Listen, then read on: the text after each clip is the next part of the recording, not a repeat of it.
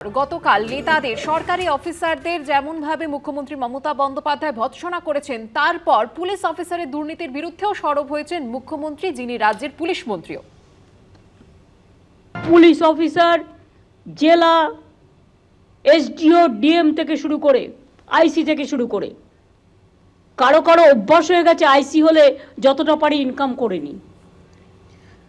দেবনাথবাবু, তৃণমূল কংগ্রেসের কর্মী সমর্থকরা নেতারাই যে ভোটের প্রচার হলো, সেখানে বারবারই উন্নয়নের কথা বলা হলো, কিন্তু উন্নয়নটা হবে কি করে? একেবারে সবকটা স্তরে যদি দুর্নীতি হতে থাকে, সকলেই যদি নিজের আখেরটা গোছানোর চেষ্টা করেন, মমতা বন্দ্যোপাধ্যায় স্বচ্ছতার বার্তাটা পৌঁছবে কি করে? যে কথাটা ওই বলছিলাম না, সুকুমারেরা সবে হলো খাওয়া শুরু, শোনো শোনো আরও খায়, সুদ খায় মহাজনে, ঘুষ খায় দারোগায়। এই খাওয়াটা আজকে না, বহু জায়গায় আছে, যতটুকু কমানো যায় এদেরকে খাওয়া। এই যে আমরা ট্রাফিকে চলছি, সত্যি কি পরিপূর্ণ ট্রাফিক? কে কোন ট্রাফিকে? বহুবার আমরা বলেছি এক ট্রাফিকে খাওয়া যাবে না। এই জিনিসটাকে চাচ্ছেন যথাসম্ভব কমানো যায়। তা যদি সম্পূর্ণ কমানো যেত, আমি তো বারবার বলবো আদর্শ রাষ্ট্র হতো। ভারতবর্ষ কেন, বিশ্বের কোথাও আদর্শ। আজ আমি জয়ন্তার কাছে পুলিশ মেশিনারি দুর্বল। মমতা বন্দ্যোপাধ্যায় বৃহস্পতিবার যে বৈঠক করেছিলেন, সেখানে বলেছিলেন পুলিশ মেশিনারি দুর্বল, একে শক্তিশালী করতে হবে। তার আগে আমরা দেখেছি মমতা বন্দ্যোপাধ্যায় অভিযোগ করেছিলেন যে একেবারে খোদ নবান্ন থেকে গুরুত্বপূর্ণ তথ্য বাইরে চলে যাচ্ছে, অর্থাৎ পুলিশের ওপরে চরম অনাস্থা। অথচ এই পুলিশ কর্মীদের যখন নির্বাচন কমিশন অফিসারদেরকে সরিয়ে দিল, তখন ক্ষোভ প্রকাশ করেছিলেন এই মুখ্যমন্ত্রী মমতা বন্দ্যোপাধ্যায়। দেখুন, খুব পরিষ্কার কথা আমি আপনাদের এখানে আগে বলেছি, আবার বলছি, একই কথা বলবো। সেটা হচ্ছে যে পুলিশ বিভিন্ন থানা কার্যত তৃণমূলের ব্লক সভাপতির কাজ করেন আইসিরা এবং অফিসারেরা, এবং নির্দিষ্টভাবে বলে রাখা দরকার মমতা ব্যানার্জি এই ধরনের কথাবার্তা বলে গিমিক দেখাচ্ছেন। পুলিশের দুর্নীতি উনি নিজেই চাইবেন না নিয়ন্ত্রণ করতে। আর এর আগে একটা কথা খুব পরিষ্কার বলে রাখি, আপনারা কি পেরেছিলেন? একদম খুব পরিষ্কার কথা বলে রাখি, খুব পরিষ্কার কথা বলে রাখি যে মমতা বন্দ্যোপাধ্যায় পারবেন না, মমতা বন্দ্যোপাধ্যায় পারবেন না। বলছিলেন না যে সরকার পায় কিনা, সরকার পায় কিনা জানেন তো, পার্টি পায়, নইলে পার্টি চলতো না। যে কজন মন্ত্রীকে উনি গালাগাল দিয়েছেন, তারা নিজেকে তোরা গালাগাল দিন যে তিনি পুলিশ মন্ত্রী, তার রাজত্বে পুলিশ দুর্নীতিগ্রস্ত, আইসি, ওসি, এমনকি উনি পুলিশ সুপার পর্যন্ত বলছেন।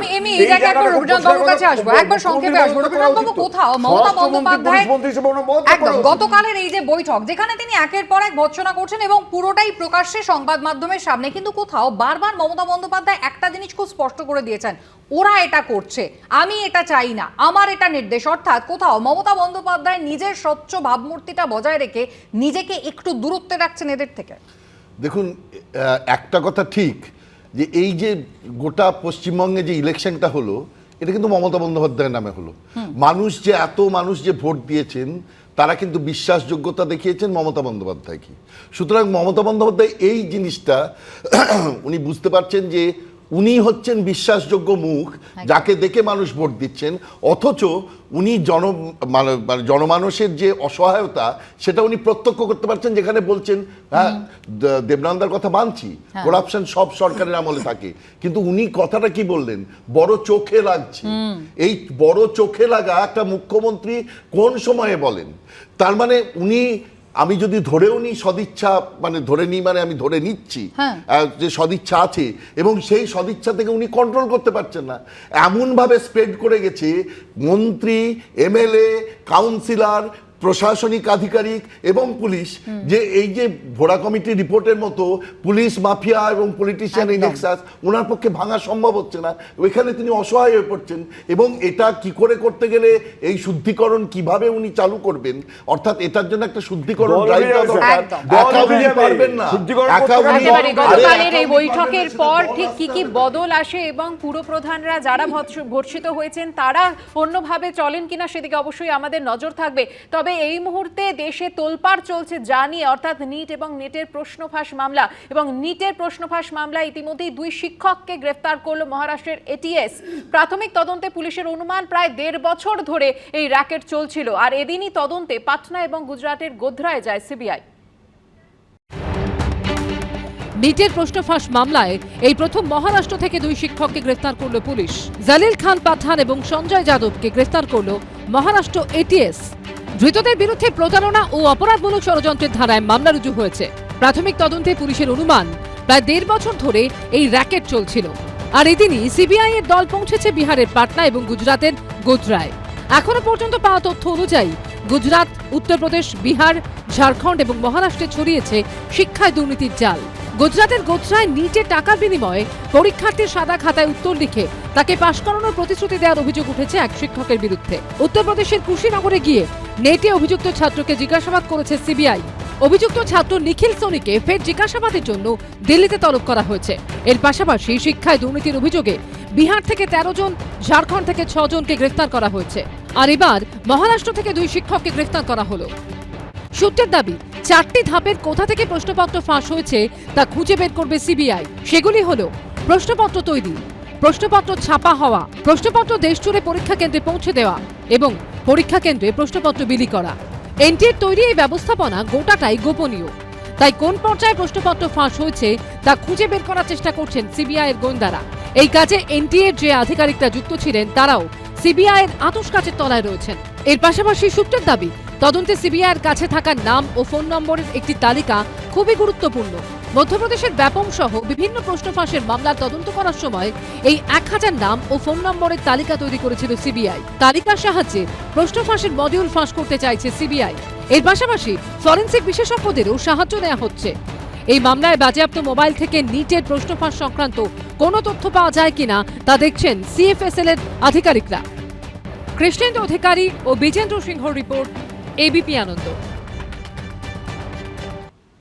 অর্চনাদি, একটা সেন্ট্রাল পরীক্ষা যেটা বছরের পর বছর হয়, সেখানে চূড়ান্ত দুর্নীতি, চূড়ান্ত অব্যবস্থা, একেবারে 24 লক্ষ প্লাস এদিকে 9 লক্ষ, এতগুলো ছাত্রছাত্রীর ভবিষ্যৎ জলে, দায় কেন্দ্রের। আপনারা সমালোচনায় সরব হন এই রাজ্যের। দেখুন, আমি নিজে জয়েন্ট এন্ট্রান্স পরীক্ষা ক্র্যাক করেছি, আমি ইউপিএসসি ক্র্যাক করে নিজের কেরিয়ার বানিয়েছি, গ্রাম থেকে উঠে আসা মধ্যবিত্ত পরিবারের, শুধু মেধা চেষ্টার ভেতর দিয়ে। সুতরাং ছাত্রদের কি যন্ত্রণা, এই যে পরীক্ষা রেডি হলো, একটা তাদের জীবনে কোনো বিয়ে বাড়ি, বন্ধু বান্ধব, আড্ডা কোনো কিছু নেই, সারাটা দিন 16 ঘন্টা 18 ঘন্টা পড়াশুনো করে ছাত্রগুলো। এই ছাত্রদের পরীক্ষার আগের দিন পরীক্ষাটা বন্ধ, এই রকম একটা অবস্থার ভেতর দিয়ে যাওয়া। শুনুন, এটা কোনো সরকার, কোনো বক্তব্য, কোনো বক্তৃতা কিচ্ছু থামাবে, এইটা একটা বড়, ভীষণ বড় রকমের বিপর্যয়। 1 নাম্বার। 2 নাম্বার, সরকারের আমাকে একটু প্লিজ, আমাকে 30 সেকেন্ড বলতে। আরে পুরোটাই আপনি বলুন। হ্যাঁ, কিন্তু আমার বক্তব্য হচ্ছে, এই রাজ্যে শিক্ষা দুর্নীতির ক্ষেত্রে আপনারা তো এই তৃণমূল সরকারের দিকে আঙুল তুলতেন, তাহলে এখন কেন বলছেন? আমাকে বলতে দিন ম্যাডাম, আমি তো বলতেই পারি। আরে বলুন। হ্যাঁ, এখানে বক্তব্য হলো, দেখুন, সরকার একটা পরীক্ষায় যখন দেখা গেল যে এনটিএর একটা জায়গা থেকে একটা সিগন্যাল এসছে, সঙ্গে সঙ্গে সেই পরীক্ষা ক্যান্সেল করলো। তারপরে আপনার একদিন পরে নিট ইউজিটা ক্যান্সেল হলো। পরীক্ষার আগের দিন রাত 10টায় নেট পিজি পরীক্ষা, আমার মেয়ে সেই পরীক্ষা বসে, সেইটাকে ক্যান্সেল করলো। এই যে দুঃসাহস দেখিয়ে দুর্নীতি, সিবিআই কে ইনকোয়ারি করালো, সিবিআই তাদের কাজ শুরু করলো, সাসপেন্ড করা হলো, মাথা ধরা হচ্ছে, দিনের পর দিন একটা করে নতুন নতুন। সরকারের যে মানসিকতা, সরকারের, কেন্দ্রীয় সরকারের যে জিরো টলারেন্স টু কারাপশন। দেখুন, যারা কোচিং সেন্টার চালায়, যারা পয়সা মুনাফা লোভ করার চেষ্টা করে, তারা দীর্ঘদিন ধরে এইভাবে তারা এটা ওটা করে নানান কিছুর মাধ্যমে ছাত্রদের কাছ থেকে টাকা রোজগারের জন্য, তারা যারা একটু পিছিয়ে পড়া ছাত্র, তাদের বলে আমরা করিয়ে দেব, এই করব, ওই করব, এবং নানান অসৎ উপায় খোঁজে। এবং এই কাজটা ততক্ষণ না, এটা দীর্ঘদিন চলতে পারে, না হয় যতক্ষণ না তদন্ত কমপ্লিট হবে আপনি বলতে পারবেন না কে এর পেছনে কার মাথা। এবং আমাদের মোদিজির সরকার, ধর্মেন্দ্র প্রধান, জিরো টলারেন্স, একটা লোক রেয়াত করা হবে না।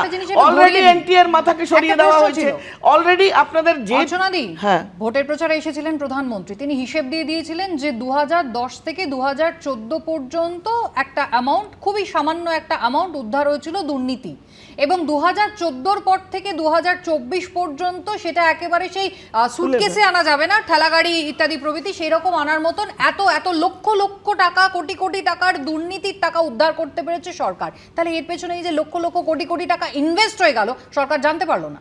হ্যাঁ, সেগুলোই হচ্ছে এখন।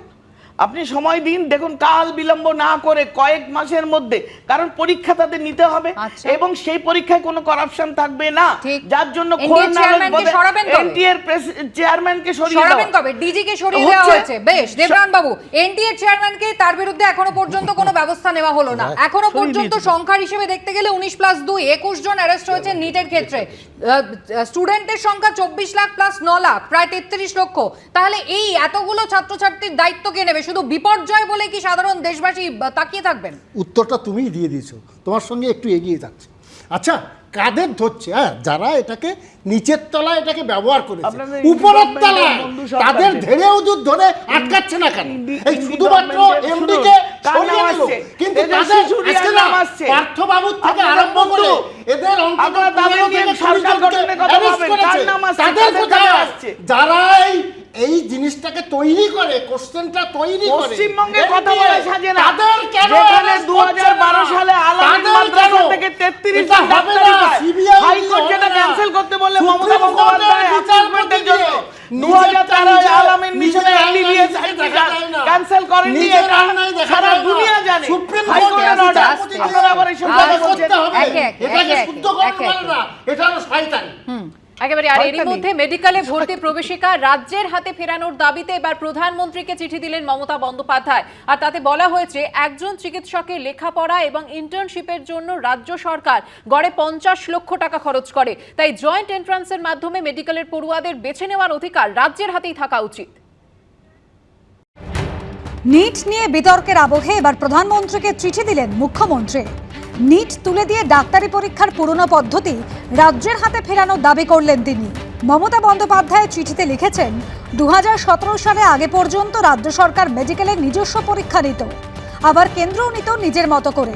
এই পরীক্ষা পদ্ধতি অত্যন্ত মসৃণভাবে চলছিল, কিন্তু আচমকাই পুরো বিষয়টি কুক্ষিগত করতে পরীক্ষা পদ্ধতি বদলে দেওয়া হয় এবং চালু করা হয় নিট। নরেন্দ্র মোদীকে লেখা চিঠিতে মমতা বন্দ্যোপাধ্যায় আরও বলেছেন, একজন চিকিৎসকের লেখাপড়া এবং ইন্টার্নশিপের জন্য রাজ্য সরকার গড়ে 50 লক্ষ টাকা খরচ করে। তাই জয়েন্ট এন্ট্রান্স পরীক্ষার মাধ্যমে মেডিকেলের ছাত্রছাত্রীদের বেছে নেওয়ার অধিকার রাজ্যের হাতেই থাকা উচিত। প্রশ্নফাঁস মামলায় বিজেপির শরিক জেডিইউকে নিশানা করেছে কংগ্রেসের শরিক লালু প্রসাদ যাদবের আরজেডি। নিটের প্রশ্নফাঁসের ঘটনার কিংপিন সঞ্জীব মুখিয়ার স্ত্রীর সঙ্গে নীতিশ কুমারের জেডিইউর সম্পর্কের অভিযোগ তুলেছে তারা। যে নীতিশ কুমারের দলের ওপর এখন সরকার চালানোর জন্য নরেন্দ্র মোদীকে নির্ভর করে থাকতে হচ্ছে। তাদের দাবি, জেডিইউ এর নেত্রী ছিলেন সঞ্জীবের স্ত্রী। বিহারের মুখ্যমন্ত্রী নীতিশ কুমার এবং জেডিইউ এর নেতাদের সঙ্গে তাঁর এই ছবিগুলিকে হাতিয়ার করে সুর ছড়িয়েছে আরজেডি। আশাবুল হোসেন, দীপক ঘোষ ও পার্থপ্রতিম ঘোষের রিপোর্ট, এবিপি আনন্দ। এই প্রশ্নফাঁসকে কিছুতেই আটকানো যাচ্ছে না, তার কারণ নেটের পর এবার জম্মু কাশ্মীরে পুলিশের সাব ইন্সপেক্টর পদের পরীক্ষাতেও প্রশ্নফাঁস। যতীন যাদব নামে এক অভিযুক্তকে গ্রেফতার করেছে ইডি। ধৃত ব্যক্তি প্রশ্নফাঁস কাণ্ডের মাস্টারমাইন্ড বলে অনুমান তদন্তকারী সংস্থার। 2022 সালের 27শে মার্চ পুলিশের এসআই পদে নিয়োগের পরীক্ষা হয়। ইডি সূত্রে দাবি, 15 থেকে 30 লক্ষ টাকার বিনিময়ে একাধিক পড়ুয়ার কাছে প্রশ্ন পৌঁছে দেয় যতীন। পরীক্ষার পরে নগদে বা অ্যাকাউন্টে টাকা দেয় পড়ুয়ারা। অভিযুক্তের প্রায় 1 কোটি টাকার সম্পত্তি বাজেয়াপ্ত করেছে ইডি।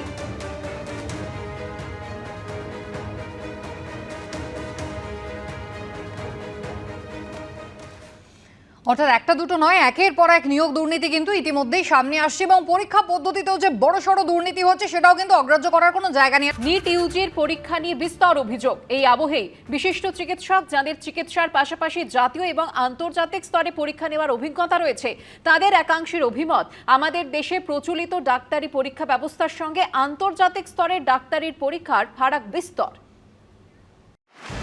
কেউ চিকিৎসক হতে চান, কেউ ইতিমধ্যেই চিকিৎসক, আরো পড়াশোনা করে, আরো পরীক্ষা দিয়ে, আরো ডিগ্রি অর্জন করতে চান।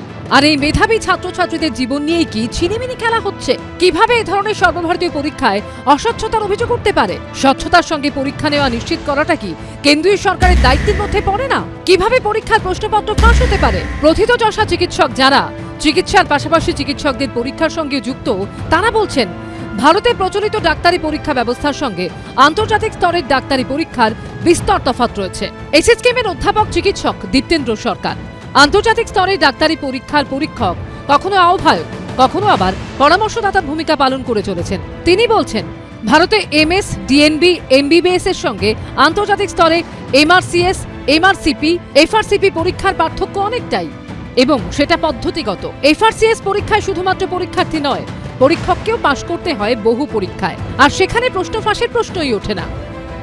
আমি প্রায় 16-17 বছর ধরে আন্তর্জাতিক মানের পরীক্ষা, দেশীয় এমএস, ডিএনবি, এমবিবিএস সব রকমের পরীক্ষা নিয়েছি এবং কনভেনার হিসেবে কাজ করেছি। ধরুন আমি যদি এফআরসিএস পরীক্ষার কথা বলে থাকি, 1504 সালে এই কলেজটি স্থাপিত হয়েছিল। সিমিলারলি আপনি অক্সফোর্ড, হার্ভার্ড প্রত্যেকটির কথাই বলছি। এরা সবচেয়ে ওপরে একটা জিনিসকে গুরুত্ব দিয়েছে, সেটা হচ্ছে কোয়ালিটি। কোয়ালিটিটাকে কোনোভাবেই কম্প্রোমাইজ করেনি। আমার এক্সামিনারশিপ রাখবার জন্যে 3 বার পরীক্ষা দিয়ে পাশ করতে হয়েছে। চিকিৎসক দীপ্তেন্দ্র সরকার বলছেন, এফআরসিএস এর ক্ষেত্রে প্রশ্নকে এমনভাবে স্ট্যাটিস্টিক্যাল মেথডে ভেঙে দেওয়া হয় যে সেখানে এই রকম দুর্নীতি প্রায় অসম্ভব। পরীক্ষা পদ্ধতিতে প্রথম জিনিস হচ্ছে ওদের সিস্টেমটা তৈরি করা হয় স্ট্যাটিস্টিক্যাল একটা মেথডোলজি দিয়ে। ব্যাকডোর নামক জিনিসটি 0, অর্থাৎ কোনোভাবেই এটা করা সম্ভব নয়। এবং পুরো এক্সামিনার যে পরীক্ষা কন্ডাক্ট করছে, যে ক্যান্ডিডেট এবং college, everybody is blinded. MRCS অর্থাৎ শল্য চিকিৎসার যে পরীক্ষা, তার 2টি ধাপ রয়েছে। সাধারণভাবে দেখা গেছে 25 থেকে 35% লোকই এই কোহর্ট থেকে পাশ করে। কোনোবার যদি 70% পাশ করে, তাহলে কলেজ ভেবে দেখে যে তাদের কোয়েশ্চেন সিস্টেমে কোনো অসুবিধে আছে কিনা। চিকিৎসক দীপ্তেন্দ্র সরকার বলছেন, আগামী 10 বছরে ভারত কেমন ডাক্তার তৈরি করবে সেটা তার পরীক্ষা ব্যবস্থার উপরে দাঁড়িয়ে আছে। একজন চিকিৎসকের উপর অসংখ্য মানুষের প্রাণ নির্ভর করে, আর তাই কেউ যদি টাকার বিনিময়ে ফাঁস হওয়া প্রশ্নপত্র মুখস্থ করে চিকিৎসক হয়ে যান, তার পরিণাম মারাত্মক। আর তাই এফআরসিএস কিংবা এমআরসিএস এর মতো আন্তর্জাতিক স্তরের চিকিৎসক পরীক্ষার ক্ষেত্রে 100% স্বচ্ছতা নিশ্চিত করা হয়। একজন নন মেডিকেল এক্সামিনারকে রাখা হয়, সে অ্যাকচুয়ালি অ্যাসেস করে যে এই ক্যান্ডিডেটটি কিভাবে তার সাথে কথা বলছেন। প্রতিটা ধাপে যখন এই পরীক্ষাটি চলে, তখন কলেজের থেকে যে ইন্টার কলেজিয়েট বোর্ড আসে, তখন তারা সেই পুরো সিস্টেমটাকে মনিটর করতে থাকে, সার্ভিলেন্স করতে থাকে। যে 52,000 পোস্ট গ্র্যাজুয়েট প্রত্যেক বছর বেরোচ্ছে, তারা কিন্তু স্পেশালিস্ট হিসেবে সমাজে মানুষের প্রাণ বাঁচাতে যাবে। সুতরাং এই জায়গায় কোনো ব্রিচ হওয়া, মানুষের প্রাণহানি ঘটতে পারে। স্বচ্ছতার জন্য আগামী দিনে দেশে ডাক্তারি পরীক্ষা পদ্ধতিতে কি বদল আসবে সেটাই দেখা। সন্দীপ সরকারের রিপোর্ট, এবিপি আনন্দ, কলকাতা। স্বচ্ছতার নামমাত্র নেই, বরং এখন সিবিআই তদন্ত চলছে এবং কতদিনে এই দুর্নীতি পরিষ্কার হয় এবং তার পাশাপাশি কবে পরবর্তী পরীক্ষার দিন ঘোষণা হয়, তারই অপেক্ষায় সকলে। আলোচনার সময় শেষ, সকলকে ধন্যবাদ।